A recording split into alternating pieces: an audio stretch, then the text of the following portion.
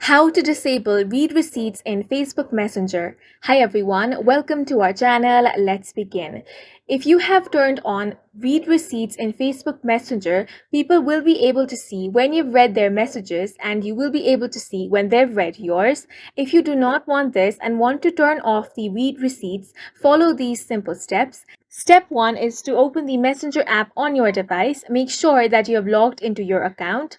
Then tap on the three lines at the top right corner of your screen. From here, tap on the gear icon to open up your settings. Once you're on your settings, scroll down.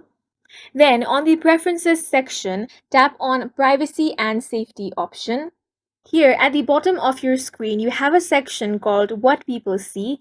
Here you have the option of Read Receipts.